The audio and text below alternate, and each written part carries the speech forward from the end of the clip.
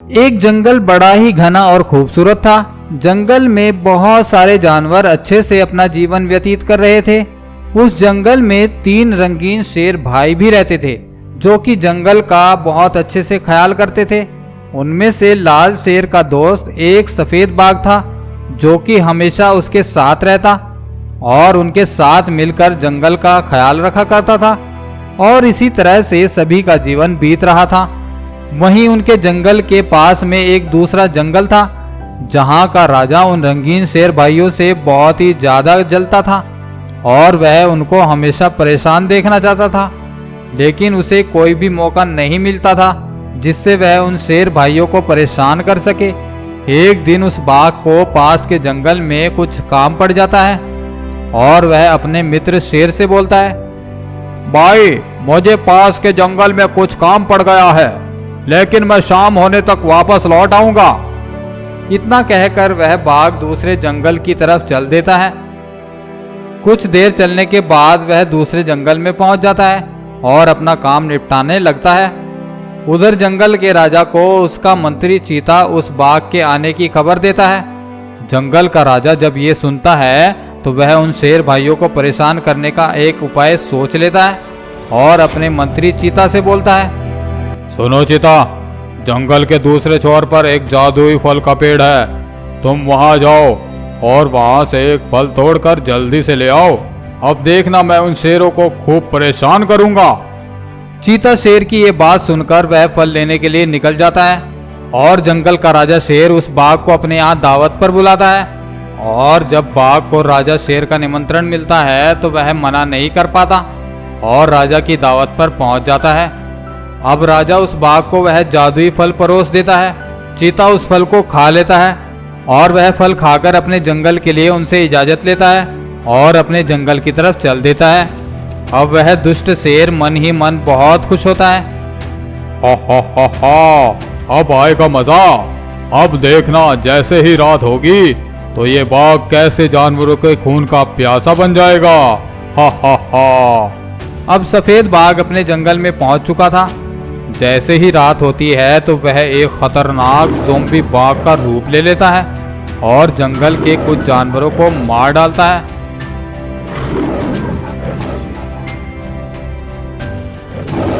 जब सुबह होती है तो जंगल के कुछ जानवर जंगल में घास चरने के लिए आते हैं, लेकिन जब वह जानवरों को मरा हुआ देखते हैं तो वह हैरान और परेशान हो जाते हैं। अरे अरे भाइयों, ये सब क्या है? ये सब तो मर चुके हैं, लेकिन इन जानवरों को किसने मारा होगा? हाँ हाथी भाई, इन जानवरों का ये हाल आखिर कौन कर सकता है? चलो राजा के पास चलते हैं। इतना बोलकर वह रंगीन शेर भाइयों के पास जाते हैं और उनसे बोलते हैं, शेर महाराज, जंगल में कुछ जानवर मरे पड़े हैं, न जाने किसने उनका ये हाल कर दिया है। हाथी की बात सुनकर शेर हाथी से बोलता है, अरे हाथी, तुम चिंता ना करो, हम अभी देखते हैं कि आखिर किसने ये सब किया है। शेर के ऐसा बोलने पर हाथी और भालू वहां से वापस आ जाते हैं।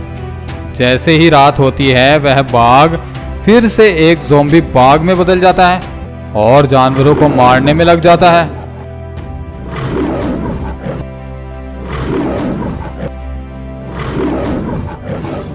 और जब अगली सुबह होती है तो फिर से जंगल में कुछ जानवर मरे हुए पड़े थे। ये देखकर जंगल के सभी जानवर परेशान हो जाते हैं और वह सभी एक जगह खड़े ये सोच रहे थे कि आखिर ये सब किसने किया होगा।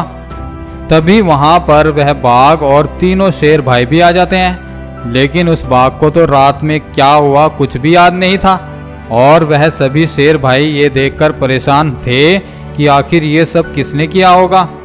और फिर वह सभी मिलकर एक प्लान बनाते हैं। जब रात होती है तो सभी जानवर और वह सभी शेर मिलकर पहरा देते हैं और जैसे ही चांद निकल कर आता है तो वह बाघ एक खूंखार ज़ोंबी बाघ में बदल जाता है। जैसे ही सभी शेर और जंगल के जानवर ये सब देखते हैं तो वह सभी हैरान हो जाते हैं। जब अगली सुबह होती है तो सभी जानवर और तीनों रंगीन शेर उस सफ़ेद बाघ की गुफा पर जाते हैं और उससे पूछताछ करने लगते हैं। सभी जानवर शेरों से उस बाघ को मारने के लिए बोलते हैं और तीनों शेर भी उस बाघ पर बहुत गुस्सा थे।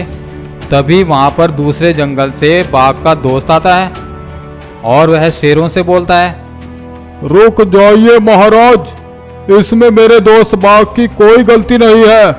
दूसरे जंगल के राजा ने बाघ को धोखे से वह जादुई फल खिला दिया, जिसकी वजह से बाघ रात होने पर एक ज़ॉम्बी बाघ में बदल जाता है। इसका इलाज मैं जानता हूँ।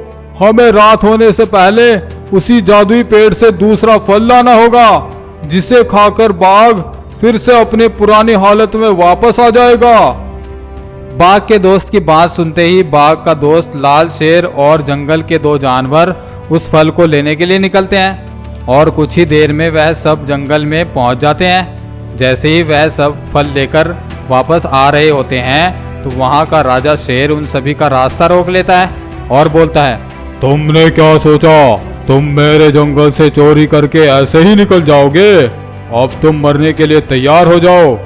ऐसा बोलकर राजा शेर उन पर हमला करता है, लेकिन वह दोनों जानवर और बाघ वहां से वह फल लेकर भाग जाते हैं और लाल शेर उनके हमले को रोकने लगता है और फिर उन दोनों में भयानक लड़ाई शुरू हो जाती है और उस लड़ाई में राजा शेर मारा जाता है और लाल शेर भी काफ़ी जख्मी होता है।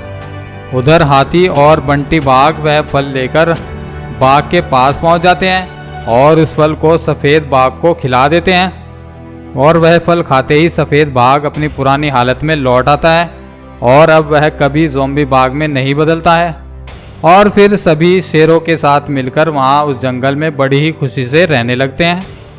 तो दोस्तों, आपको ये कहानी कैसी लगी कमेंट करके ज़रूर बताएं। वीडियो पसंद आई तो वीडियो को लाइक और शेयर भी कर दें और हमारे चैनल को सब्सक्राइब करके बेल आइकन को दबाना ना भूलें।